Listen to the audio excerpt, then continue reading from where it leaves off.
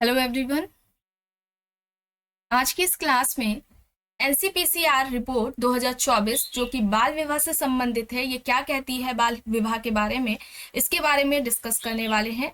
ये current affair का topic है और ये आपके लिए सभी परीक्षाओं के लिए महत्वपूर्ण है और इसे आप सोशियोलॉजी से संबंधित, समाजशास्त्र से संबंधित सभी परीक्षाओं के लिए इस क्लास को देख सकते हैं, क्योंकि मैरिज जो टॉपिक है वो समाजशास्त्र से संबंधित सभी परीक्षाओं के सिलेबस में होता है। ठीक है, तो चलिए शुरू करते हैं, देखते हैं रिपोर्ट में क्या है। अभी हाल ही में जारी राष्ट्रीय बाल अधिकार संरक्षण आयोग रिपोर्ट के अनुसार 2023 से 2024 में 11 लाख से अधिक बच्चों की पहचान की गई है जो बाल विवाह के प्रति संवेदनशील थे। ठीक है, यहाँ पर आंकड़ा देख लीजिए कितना है, ये पूछा जा सकता है। 11 लाख से अधिक बच्चों की पहचान की गई है जिनके बाल विवाह होने की संभावना थी। अब यह जो संख्या है वह विशेष तौर पर उन राज्यों और जिलों से संबंधित है जहां बाल विवाह की घटनाएं ज्यादा देखने को मिलती है। एनसीपीसीआर ने बाल विवाह रोकने और बच्चों की सुरक्षा को सुनिश्चित करने के लिए कई निवारक उपाय और जागरूकता अभियान भी शुरू किए हैं। बाल विवाह की उच्च दर के कारण क्या है, तो यहाँ पर देखिए लिखा हुआ है कि बाल विवाह के बढ़ने का एक जो प्रमुख कारण है वह बच्चों का स्कूल छोड़ना है।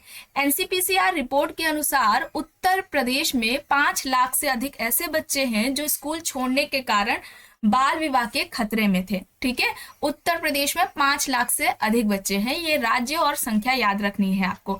पश्चिम बंगाल, असम, बिहार जैसे राज्यों में सांस्कृतिक मान्यताओं के कारण यह प्रथा अभी भी देखने को मिलती है। यह प्रथा यानी कि बाल विवाह की प्रथा अभी भी इन राज्यों में देखने को मिलती है।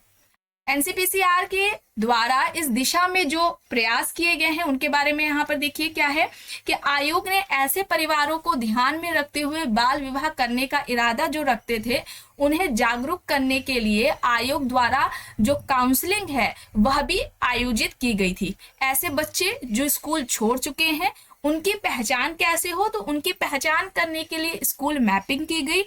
ऐसे बच्चे जो 30 दिन से अधिक एब्सेंट थे, स्कूल नहीं जाते थे, ठीक है, उन बच्चों को इसके कारण क्या कारण है, किस वजह से नहीं जा रहे थे, उसकी जांच पड़ताल की गई। कर्नाटक और असम जैसे राज्यों में 40,000 से अधिक स्थानीय मीटिंग आयोजित की गई जिनमें धार्मिक नेताओं, सेवा प्रदाताओं और आंगनबाड़ी कार्यकर्ताओं को भी शामिल किया गया ताकि बाल विवाह के खिलाफ जागरूकता बढ़ाई जा सके। बाल विवाह के खिलाफ जो कदम उठाए गए हैं, तो बाल विवाह निषेध अधिनियम कौन सा है, 2006। ये यहाँ पर अब देखिए ये इस तरीके से पूछा जा सकता है। बाल विवाह निषेध अधिनियम 2006 के तहत बाल विवाह निषेध अधिकारी की नियुक्ति की जाती है। बेटी बचाओ बेटी पढ़ाओ योजना के अंतर्गत बालिकाओं की शिक्षा और उनके अधिकारों की सुरक्षा सुनिश्चित की जाती है। केंद्र सरकार ने बाल विवाह की कानूनी उम्र बढ़ाने के लिए provision of child marriage amendment bill 2021 संसद में पेश किया था, जिसमें महिलाओं की शादी की जो उम्र है उसे 18 से बढ़ाकर 21 वर्ष करने का प्रावधान भी किया था। ठीक है, कब लाया गया, 2021 में, ये आप याद रखेंगे। कितनी उम्र करने की बात की गई है इसे भी आपको याद रखना है। अब राष्ट्रीय बाल अधिकार संरक्षण आयोग यानी कि एनसीपीसीआर के बारे में भी जानना यहाँ पर जरूरी हो जाता है।